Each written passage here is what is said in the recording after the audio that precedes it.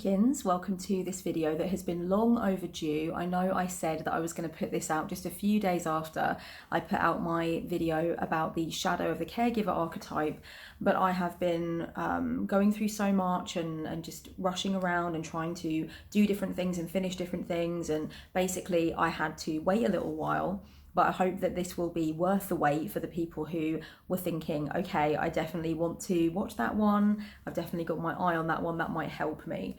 There's going to be a lot of information and a lot of thoughts and a lot of ideas in this video. I would say more so than even just information. It's just like views that I have on things that I think will translate well for people who might need them at this point, or not might need to think about these things at this point. So as you can see from the timestamp, it's quite hefty. So get yourself a beverage, get yourself some snacks, get your notebook and your pen. I know some people take notes during my longer videos, and get settled in. The light is definitely going to change, chickens, as I go through this video because the sun is going down. So I'm just going to be readjusting the lamp and stuff because I don't have my soft light where I am right now. You might have a slight change in audio quality as well. There might be a little bit of background noise here and there, but nothing to write home about. So there's so much that I want to get into when it comes to this topic. It's such a vast topic, and it's something that I have given myself some time to think about. I've thought about this a lot over the course of time, obviously because of what I do and the kind of things I'm interested in, the kinds of things that I have conversations with people about when I'm doing readings and stuff like that, readings and sessions.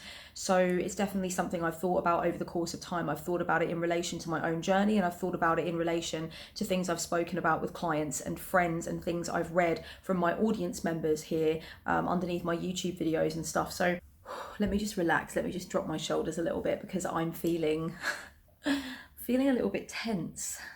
It's a tense topic.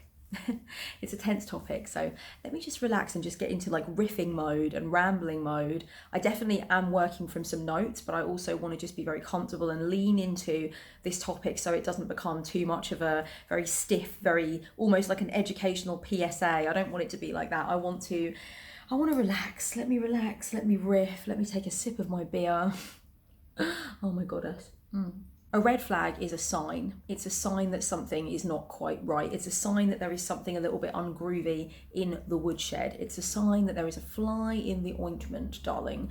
And actually, an isolated red flag, a red flag that comes along and maybe exists on its own, can be explained away a lot of the time. I think that there's so many instances where we later see something as the red flag that it was, but we could explain it away with context, or we could see where the person was coming from when they explained it to us, right?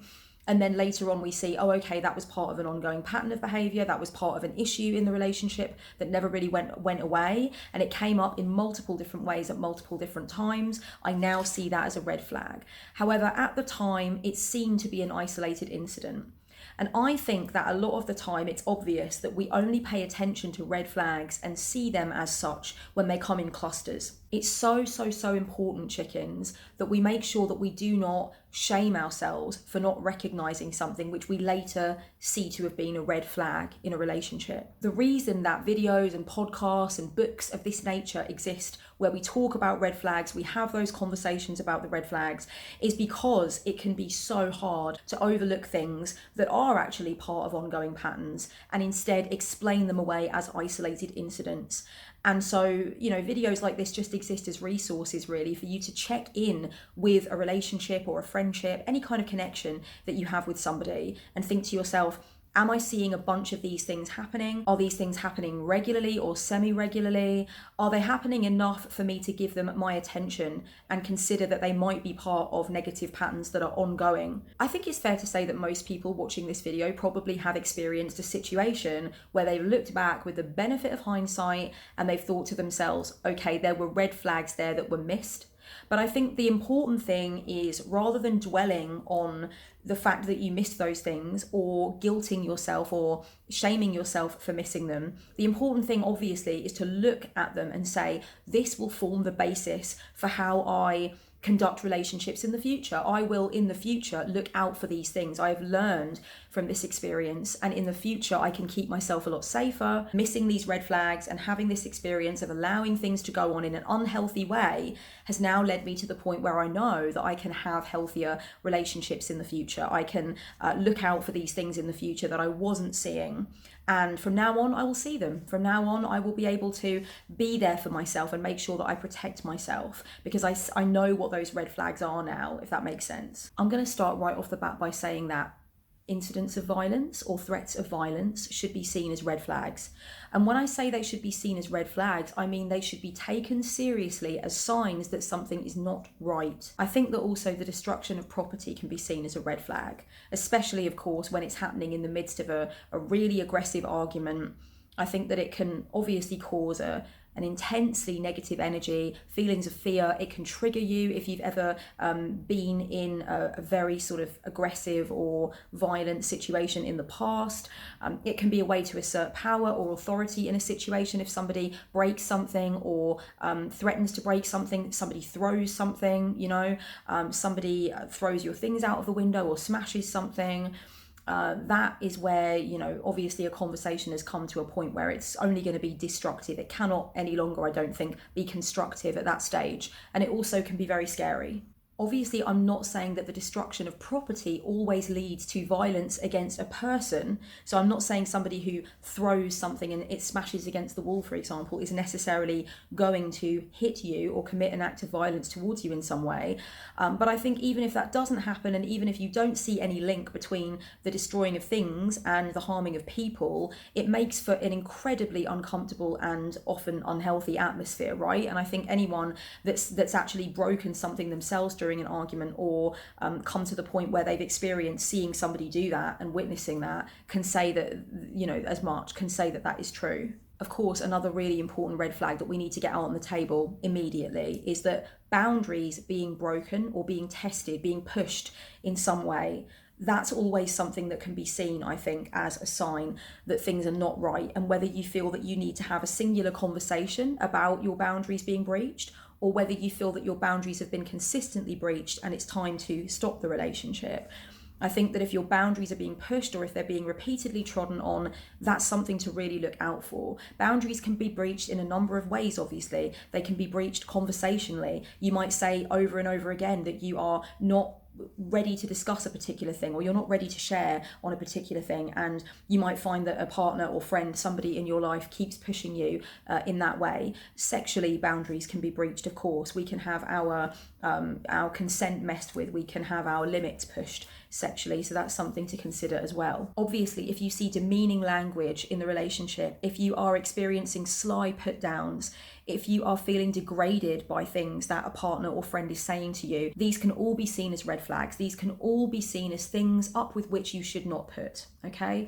And it's really about looking at the different situations that have been occurring over the course of time and asking yourself, is there demeaning language here? Am I being put down consistently? Am I being shown up in front of other people? Am I being degraded? Am I being belittled? Those red flags that I've just mentioned, the violence, the threats of violence, destruction of property, boundaries being breached, boundaries not being respected, and demeaning language and put downs and things like that, I would say that they're probably some of the most commonly discussed. And I think that even though there are obviously many, many people who leave themselves in a relationship where those kinds of things are occurring, I think that they are the most commonly agreed upon red flags. I think that those are the red flags that are the ones that are usually for most people, sort of commonly known and spoken about the most. What I want to dedicate the rest of the video to is talking about things that are a lot more subtle. Some of them are very talked about, especially in the online sphere, which is amazing. I love the amount of things that we now talk about now that we have social media. I come from a generation that didn't have Google. I remember when Google wasn't a thing. I remember dial-up, okay? I remember when there was no such thing as Amazon. I remember when you couldn't order books online.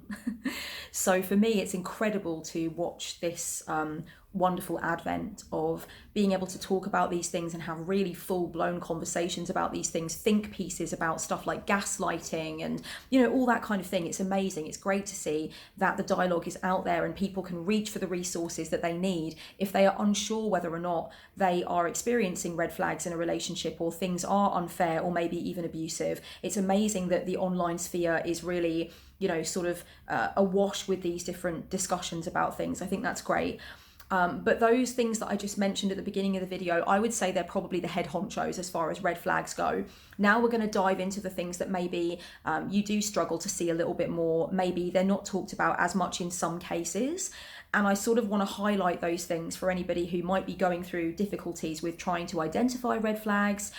Maybe you've just come out the other side of something and you're trying to figure out what the red flags were so that you can identify them for next time, which, by the way, is amazing work that you're doing, and I commend you for that work. That is very, very important work to do. Don't get me wrong, I understand that some of the things I'm going to be listing here are not always signs that a relationship is toxic or unhealthy, or that you might need to step back from it, okay? I do understand that. And that's why I said at the beginning that red flags are easier to spot and easier to believe and get your head around when they appear in clusters. Because it's not fair to say that everything on this list that I'm gonna go through is automatically a sign that something is wrong with a relationship. You're not by a long way. So it's easier when you see clusters of these things, or when you see various different instances of the same red flag. It's easier for you to say, okay, something's wrong here. And that's why it can take a while for somebody to kind of twig that something is up, right? So, you know, it's really about recognizing that some of the things that I mentioned on this list might be things that you have identified in a relationship that you're in, or in a relationship that you've been in, or you might even have exhibited these things yourself, and you don't see them as a sign that something deeper is wrong. Okay, fine. I'm not saying it's the case in every single situation. What I'm saying is that I think that some of these things can definitely be seen as signs that something is wrong, particularly if these things have happened on multiple occasions, or particularly if when they have happened, you've been left feeling uncomfortable or unsafe. And I think that is definitely fair to say. So I definitely want to make that disclaimer as well. If you have people in your life whose opinions you usually trust, and who you know really care about you, and they have actually expressed some kind of concern about the relationship you might be having with a specific person, that could well be a red flag. Especially if that group of people whom you trust and whose opinions you value don't tend to say that about all of your friends or all of your partners. It seems to just be this particular one, right? I think that that's something that does need to be taken more seriously, perhaps earlier than we tend to take it seriously in a lot of cases. There are so many cases where you will leave a connection that is unhealthy, or you will be spat out somehow of a connection that is unhealthy, and you will look at it and you will say, wow, that was unhealthy. I see how deeply damaging that may have been for me. And then you will link that to, you know what, my friends were saying for ages that it didn't seem right, or my family member that I really trust and love, who's always got my back, tried to tell me or tried to speak to me, and I shot them down. It's easy to be defensive when somebody's in your life who you care for, you love, you're having maybe an intense connection with them.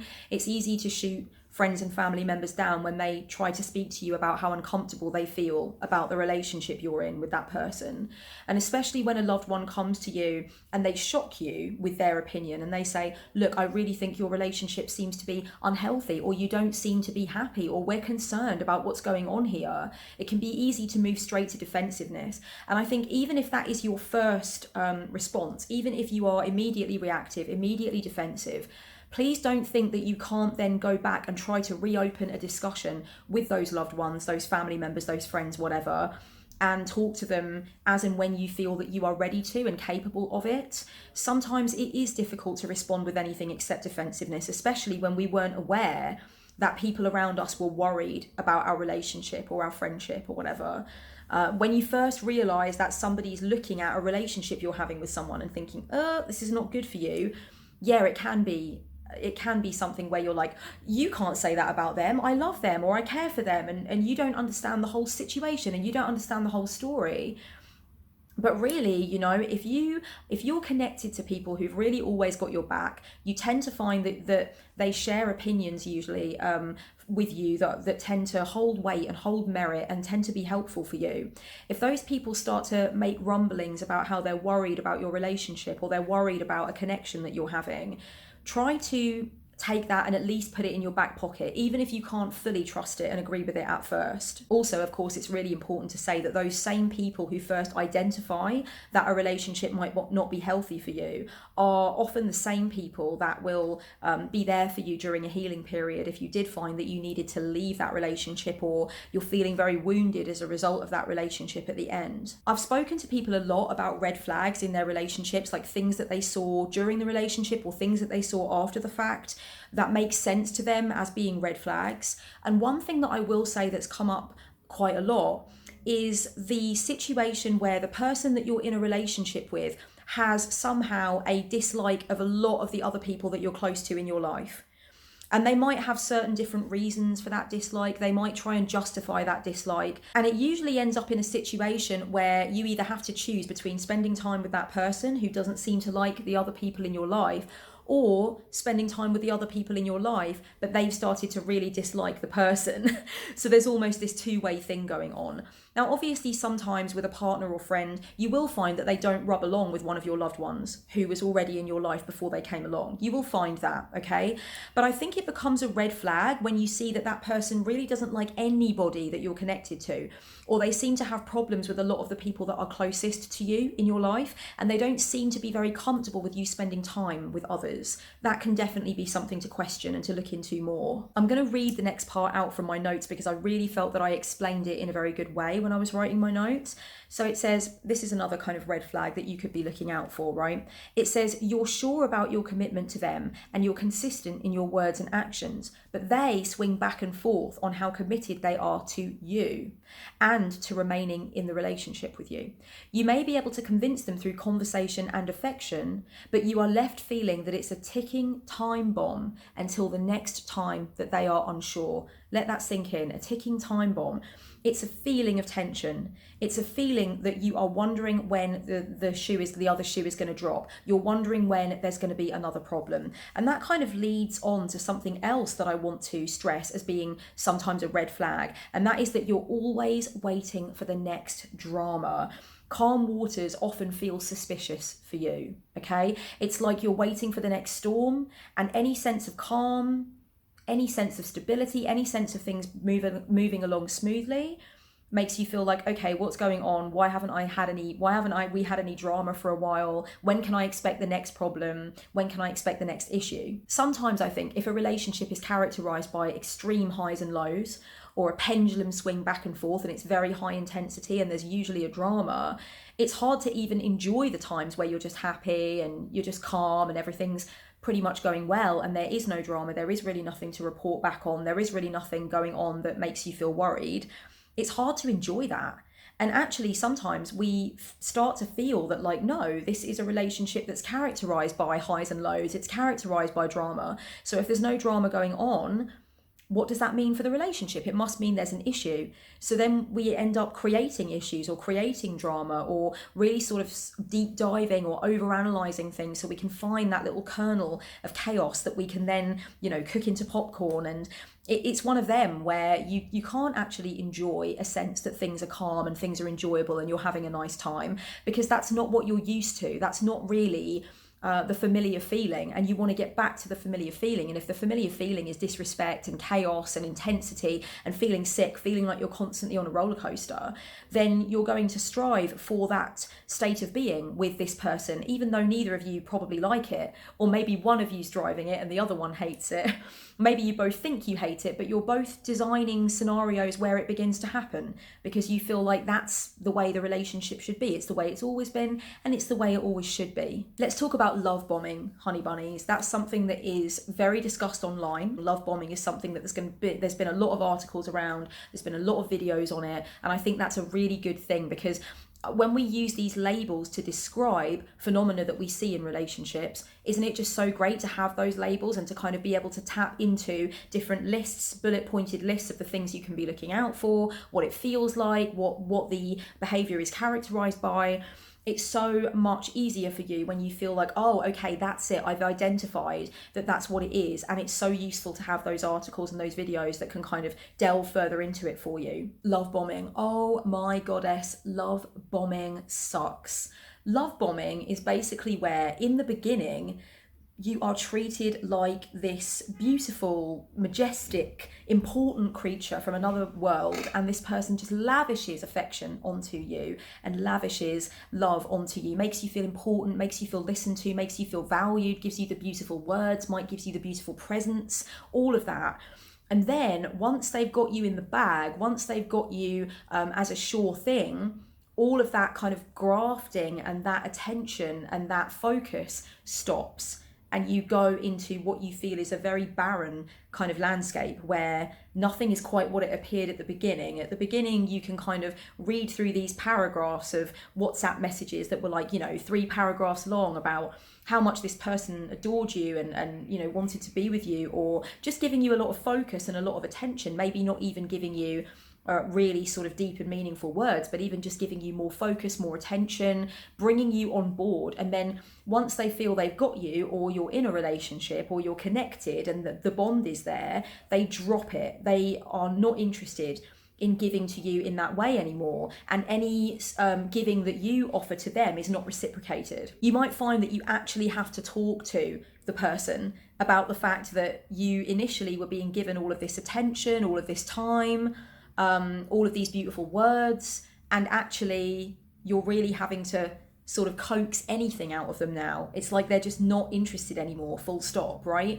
You might feel like you have to help them to see that, and you're kind of like, hey, at the beginning I feel like this was the way you were being, and that's kind of why I drew closer to you. That's one of the things that made me feel safe or made me feel wanted, and now it's like that's not coming to me anymore. You're not giving me that, and when I give you that, you don't reciprocate. It's like once you're close to them, you are immediately deprived of the initial behaviors that drew you close to them in the first place. And it can feel very uncomfortable, very destabilizing. It can feel as though you've done something wrong and you'll never have any idea what it is because, of course, you didn't do anything wrong. Love bombing is often seen as a manipulative behavior, which is linked to the idea of sort of getting a human being in your clutches so that you can then get them where you want them to be and get them to do what you want them to do. Actually, a lot of the discussion around love bombing is to do with cults and the way that a cult will interact with a potential initiate in the beginning with this, great love and great affection and making them feel very comfortable and very familiar and safe with you.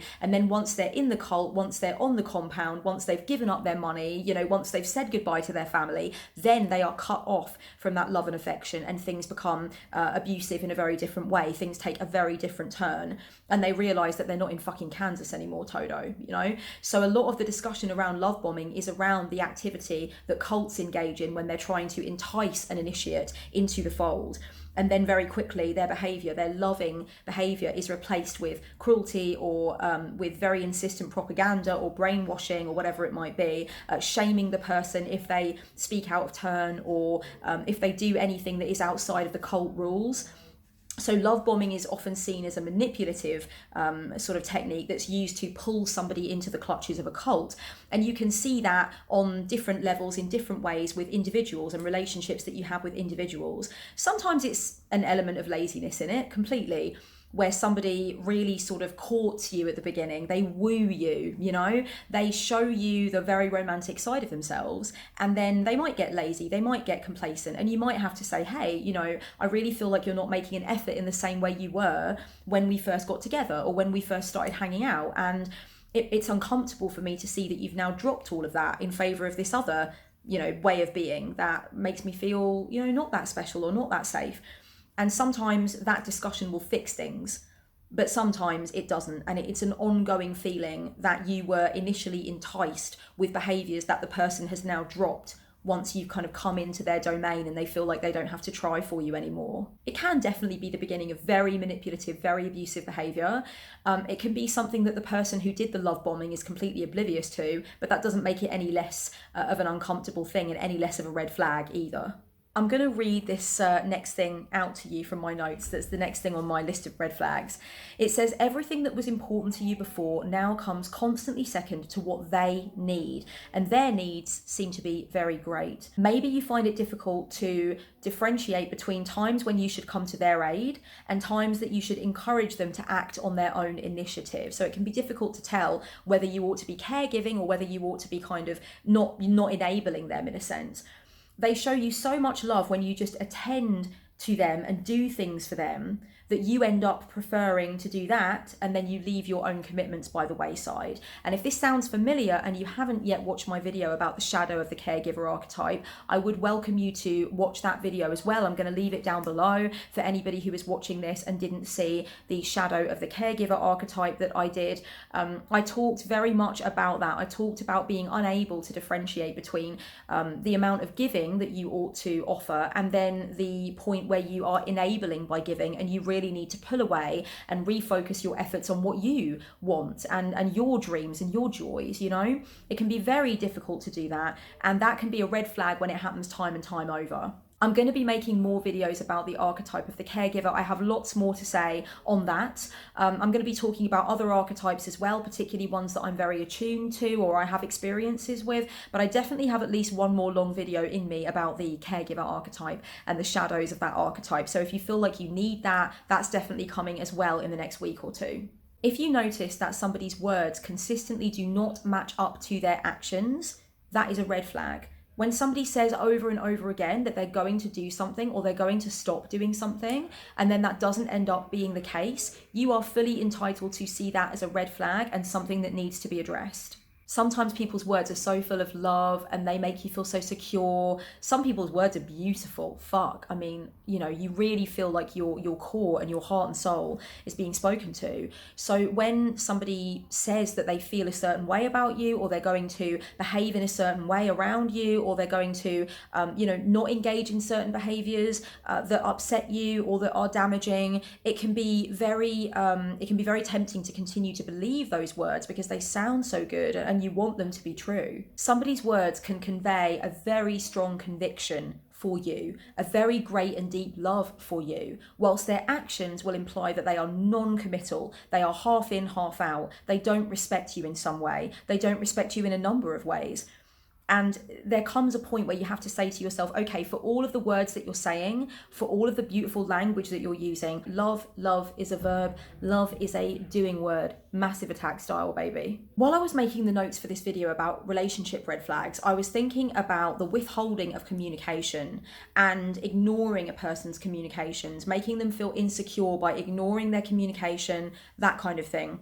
And I discovered a term called cliffhanging. And obviously to me, a cliffhanger is where you're watching a series and there's a cliffhanger at the end where you feel like, oh my God, I can't wait for the next episode because it's a cliffhanger and I really need to know what happens next, right? That's a cliffhanger in my book.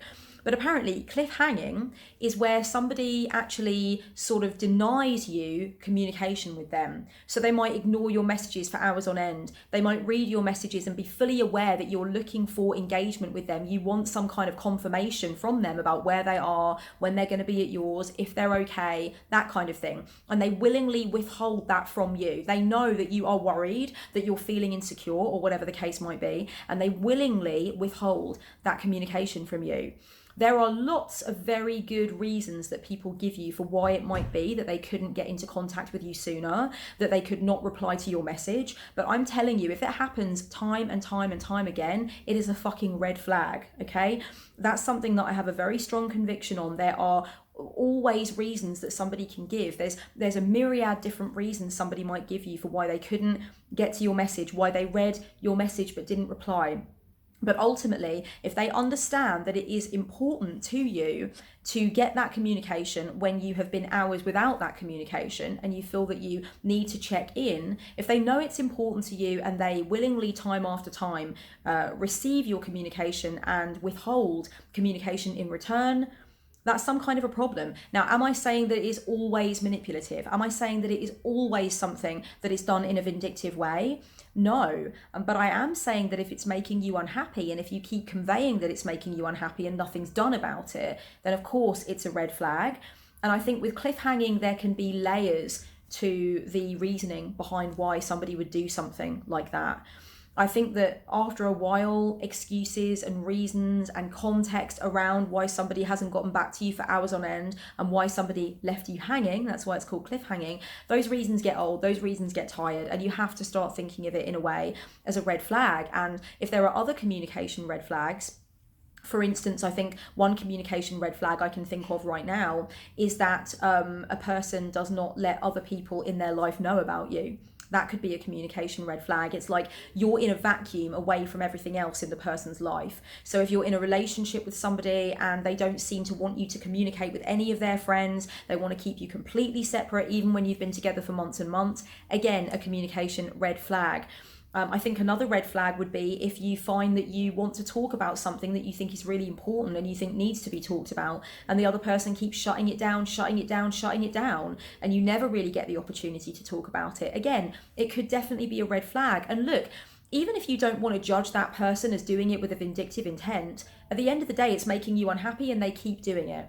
So even if you want to say, okay, look, it's not malicious, I understand the reasons they're doing it, fine, but are they willing to change the behavior? Are they willing to meet you halfway? Are they willing to compromise? Because if not, and the behavior is ongoing, why would you not choose to see that as a red flag, something to address, something to really get your teeth into and think about whether or not it's unhealthy and unfair on you? This one seems like more of an obvious one, but I think it's something that can definitely stand to be included in this list of red flags.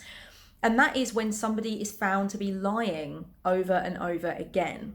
I think a lot of the time, from the experiences I've had with talking to people and in my own life, lying is something that seems like it should be a very serious red flag that you identify quite quickly. But it's overlooked or downplayed when people lie about seemingly meaningless things. Things they didn't really need to lie about, things that they really could have told the truth about, but for some reason they lied. And I think that when they explain why they lied, it seems like they've got a reasonable explanation for it a lot of the time. And because it's only a small lie, we see it as a lie that is not really that important, not really that much to get upset about. We let it go. But I think if lies are occurring time after time after time, particularly about things that there really seems to be absolutely no logical reason for a person to have lied about, that's something to look at. If you identify somebody lying to you, especially if it's not the first or second time they've lied to you, they might respond to your discovery of their lie with a lot of crying and a lot of apology and a lot of, I will never do this again. And I understand it was a really bad thing for me to do. But at the time I saw no other way because reason A, reason B, reason C, right? And I think that can be something that you permit to an extent. But look, if you know that it keeps happening, if you know it's something that is consistently a concern within the relationship, then it needs to be put into red flag territory. In fact, one thing that I would definitely say is that if you find on a consistent basis that you're trying to have a serious talk with somebody about behavior that they're exhibiting or things that you're unhappy with within the relationship and you're concerned and you want to talk about it, but you find that they are always just bursting into tears over it or, sort of making everything about how bad they feel, then obviously they're twisting things in a way, even if it's not consciously done, they are shifting the focus onto their feelings, how bad they feel, how worried they are, how ashamed they are. And then you probably feel, if you're anything like me anyway, you probably feel naturally inclined to shift into the caretaker archetype and start looking after them and being like, no, it's okay. Oh my God, come here. Don't worry about it. It's okay. And just kind of like soothing them, basically. Now that can definitely be a red flag if it happens one too many times. We all get overly emotional sometimes. We all have these things that we experience that make us feel like, oh my God, I'm just overwhelmed with tears and I can't handle this conversation right now, or whatever it might be. But I think when it becomes a pattern where we try to bring up things in serious conversation about the nature of the relationship and things that we're unhappy with, and the other person is always just bursting into tears, making it about themselves, causing you to feel like you need to nurture and soothe them, that's a problem, because you never really get an answer to your burning questions and you never really get the sense that they've listened listened to you and they've heard you out. And it's really important to have that, isn't it? I think it's important to have that anyway. Constant crying that is disruptive in nature, that makes you feel like you have to then focus attention onto making sure the person is okay. It disrupts the narrative. It disrupts your ability to get solid answers sometimes. And I know that people can have different degrees of sensitivity, obviously, but we do need to be able to have adult conversations without finding that actually we've got to stop the proceedings every time because somebody has come to the point where they need to be comforted and they can't handle what's being said to them or the interaction they're being asked to have. Am I saying that somebody who cries a lot is being manipulative? No, I'm not. But what I'm saying is that that might be something that needs to be figured out. So even if you've been friends or partners with somebody for like over a decade, and you suddenly realize that, you know what, every time I try and talk to them about that, they just cry. And then I feel like I can't say what I want to say. Maybe that's something to bring up with them so they can get some counseling around that or read some advice about that can help to bring them to a less emotional place when they are trying to take on information about how you feel, because they do need to take on information about how you feel. And that is usually something that is very important in a mature connection that you're going to have with somebody. It's that feeling that you can say what you want to say, and even if it might, be quite confronting for the other person, that you are able to get to the end of your sentence without feeling like you're dealing with somebody's waterworks constantly. And if you're listening to this and you're thinking, okay, I'm always the one that ends up crying, I'm always the one that shifts the narrative away from what we're talking about because I get very oversensitive, don't judge yourself for it. Don't beat yourself up for it. But I would definitely ask you to look at it and say to yourself, is this something that is stopping me from being in my fullness with this person in the connection? Is this something that's restricting them from being honest and truthful with me? And if the answer to those questions is yes, it is stopping me, it is stopping them, then maybe it's time to put that on the table as something that you want to deal with. Here I've written, you felt okay about yourself, your weight, your personality, or your worth much more before you got into the connection with this person. Your perception of yourself might not have been perfect, but it was certainly noticeably better. Once inside the connection, your beliefs about your looks or your intelligence or your worth rest solely on them acknowledging those things. So you need your partner or your friend to acknowledge those things. Nothing else convinces you of them. And that means that you are giving the other person the complete power to decide when you are allowed to feel good, whether they know it or not. They might not know it. They might not be aware of it. But the fact is that if you are withholding from yourself your sense of worth and your sense of significance as a person, or if you're withholding your sense of feeling good in your body or whatever it might be, and you're saying to yourself, okay, only that person can give me that feeling, you are surrendering power to them. That is a massive red flag. I want to talk about exes. This is a red flag that I really want to make sure I include in this video. This is something important. If your partner admits to you that they actually cheated on all of their exes, or they treated all of their exes very cruelly and they're not quite sure why, don't convince yourself that you are going to be the missed stitch in that pattern of cheating or cruelty or lack of consideration. Why would you be? Somebody like that who admits they have a pattern of treating their exes with cruelty or with disregard, needs to really address that within themselves. You are not going to be the cure-all for that. You are not going to be the panacea that stops that person from doing what they've been fucking doing for probably years on end. This goes back to what I was saying in my caregiver archetype video, where I was talking about how we need to not be so arrogant as to think that we are the cure-all for somebody's bad behavior, or we are the cure-all for somebody's issues. That cannot be the case. That cannot be the truth. One thing that I think we really need to look out for is when we have compromised our ethics, our beliefs, our needs, our sense of authenticity for the other person. And not only have they not done that in return, but we probably would never ask them to. So it's like straight away we've decided that our ethics, our needs, our passions, whatever it might be, are worth sacrificing on the altar of the relationship.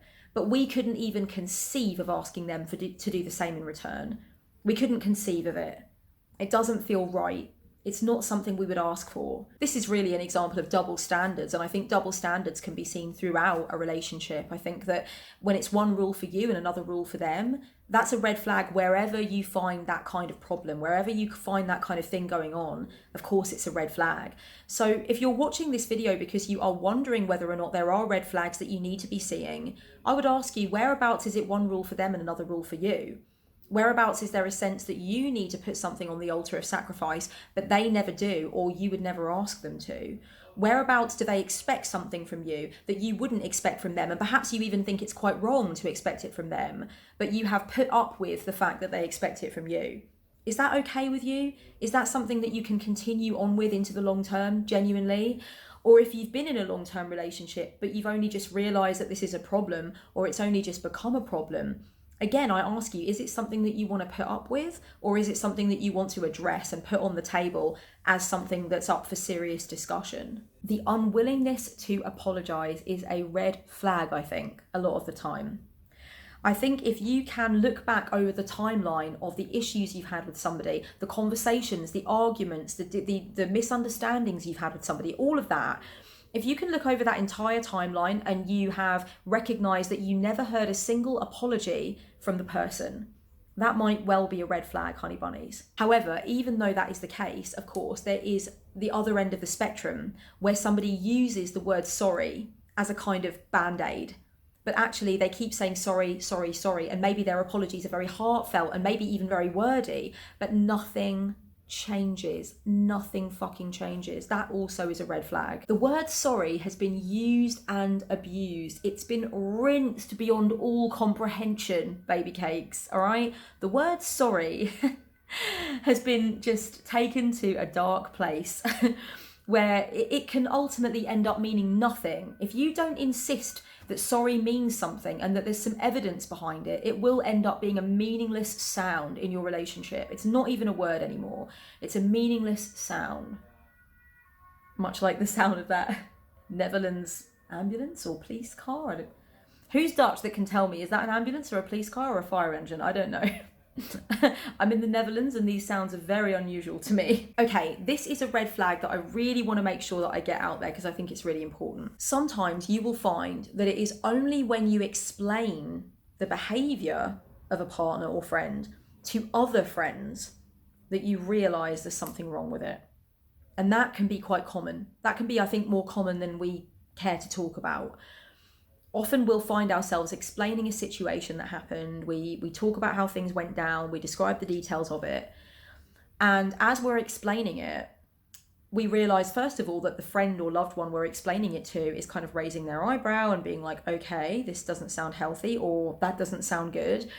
But then also at the same time, you're thinking to yourself, I don't really like the sound of this. I'm not happy with what they did.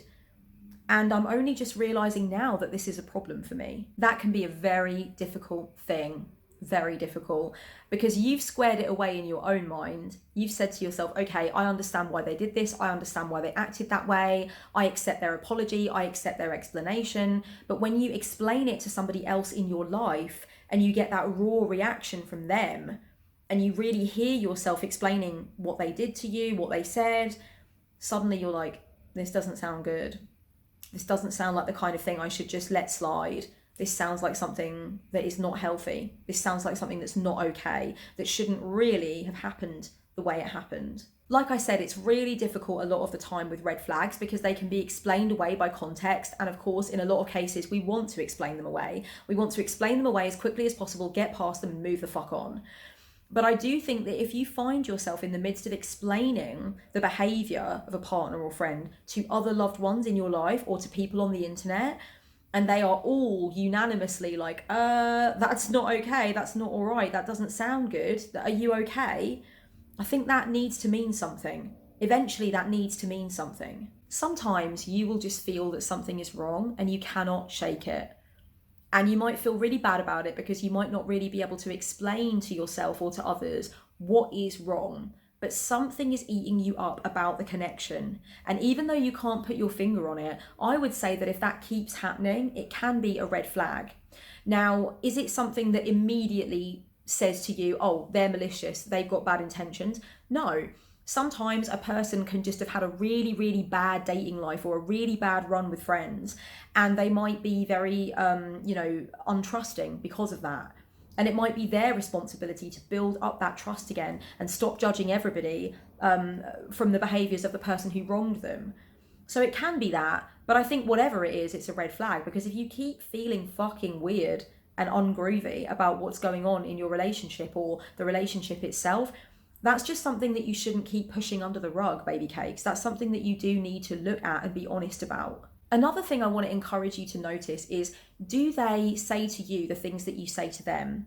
Do they convey care in anywhere near the same degree as you do with them? I know that people have different ways of expressing love and care and all that kind of good stuff, but do you feel like they convey care in any way towards you to the extent that you do to them? I think that's something worth looking at. I would also say that sometimes a person tells you explicitly that they are probably going to end up hurting you, or they don't really trust themselves in the relationship, or they've got a lot of things to work out and they're worried about hurting you or causing you harm. If somebody's saying that to you over and over again and it's making you feel more and more unsafe, why would you not extract yourself from that relationship? Why would you not at least decrease the intensity of that relationship? Why would you not de-escalate? Do you feel that you deserve so little that somebody can literally tell you that they're probably going to hurt you, they're probably going to cause you harm, and you're just going to stay in it? You're just going to go with it. You're just going to go straight to Hades. Like, why? You know? Oh, sorry for anybody who follows Hades. Like, I'm a big fangirl, by the way. If you are a daughter or son or child of Hades in any way, please tell him I said hi. I'm always open to Hades. Woo, love Hades. Sorry. I just wanted to convey how terrible it can be when somebody takes you on a fucking roller coaster into the center of the core of emotional and psycho-spiritual hell. If any of these things have made any sense to you, or you feel like anything in this video is resonating with you, might I suggest that you really focus on your own empowerment and your own intuition. You can do this through ritual, you can do this through spellcraft, you can do this through mood boards and vision boards. You can do this in all kinds of different ways. You can focus on meditation. You can focus on guided meditations that seek to connect you with your sense of empowerment and your sense of intuition. I have a video about how to connect more with your intuition and, release the blocks around your intuition. I will leave it for you down below. Watch it if you haven't seen it. Go on dates with yourself. Make sure you're always in a relationship with yourself. I can't stress that strongly enough. Dating yourself is always going to be important. Keeping that spark alive with yourself is important, baby cakes. Make sure that it's not just about the people in your life and your connections with them, but it's about really connecting with you. That's a beautiful thing to do. And you're always going to be in a relationship with yourself until the day you die. You cannot outrun your need to be in touch with yourself.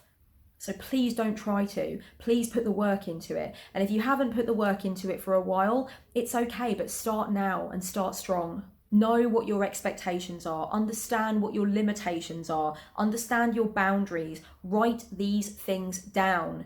When you meet somebody and you get into a very heady connection with them, a very intense bond with them, you feel like there's a lot of stuff at work, there's a lot of chemicals running through the bloodstream, there's a lot of things going on in this cosmic bond that you're creating. It can be very easy to leave behind your sense of what the red flags are, what the boundaries are, the things you've seen coming up in relationships before that you would like to avoid in the present. Write those things down, get them in a Word document, get them on your phone, get them in your notes on your phone, write them down by hand, do something so that when you feel like you're in this very heady atmosphere with somebody where you really want to let go of your principles or let go of your boundaries or ignore things left and right that might be red flags for you, you've got a document you can go back to. I think this is really important. I've gone through this with a lot of my clients. A lot of my clients have discussed with me their list of boundaries, red flags, limitations that I've asked them to write and go through with me. If you want to have a session with me, if you want to have a reading with me, you can go down below to find out everything that I offer. I offer spiritual counseling. I'm a certified spiritual counselor. I offer readings with tarot and oracle. If you want to work with me, go down below and hit up my links. I speak with clients a lot about what their red flags are, and I encourage them to tap into their past experiences to find that really good winning list of red flags and boundaries that can help them when they feel like, oh wow, I'm in a really heady situation. There's a lot going on. I'm feeling a lot of feelings and I'm losing my grip on what's okay with me and what's not okay with me. We talk about that in the course of the session. You know, we go through cards to establish what red flags might be. So it's definitely something important to do. You can call in good relationships from the jump, you know? You can always be focusing on making sure that you are shielded from relationships that could be negative or harmful or damaging, and you are calling in relationships that are absolutely for your highest good. When you know that you are focused on wanting to seek relationships that are healthy for you, and you want to move away from any former patterns that you might have identified of being in relationships that are really unhealthy and really damaging, that's the first step to calling in things that are different from what you've been used to so far. It's knowing that, okay, this is the pattern, this is what I've been calling in, this is what I've been putting up with, but I'm sick of that now. I don't want to put up with that now. I'm tired of it.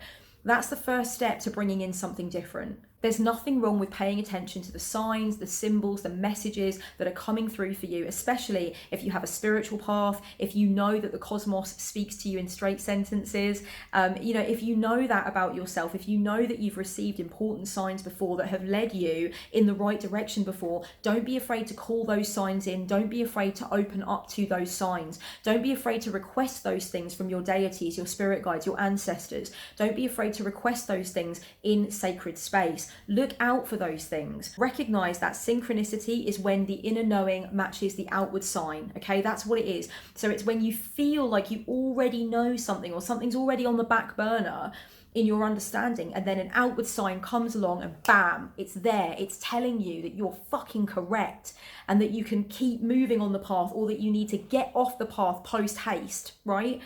That's what synchronicity is. Don't be afraid to use that stuff. It's speaking to you. It's talking to you. It's there for a reason. And finally, honey bunnies, I do want to say that if you've come out of a relationship that was unhealthy for you, that was filled with some of these red flags that I've described, or maybe other red flags that I didn't get to, do not be afraid to have time away from each other when it's over. You might decide that you never want to see that person again. Or you might decide that you really do need some space from them in order to then maintain civility or even friendship. But I think that sometimes we can really undervalue the importance of just having that space from each other and protecting ourselves by doing the healing in a way that does not allow undue influence from that person. And I'm not saying, as I've said, I think multiple times in this video, I'm not saying that the other person is necessarily being malicious towards you or trying to manipulate you. What I am saying though is that it can be very valuable to have that time apart from that person and communicate with yourself, communicate with spirit, communicate in a way that is all about what is inside you and what you need and what is the next right action for you, darlings. Honey bunnies, thank you so much for watching this video filled with red flags. I know that I didn't get to everything, but I hope that this has been enough for you to feel enriched and served and nourished. And please discuss down in the comments anything that I have mentioned in this video or any of your own red flags that you want to add to the list. I would love to see a conversation going on down below. I always find your comments very inspiring and very interesting. So let me know what it is that you have to say. Much love until next time. Blessed be.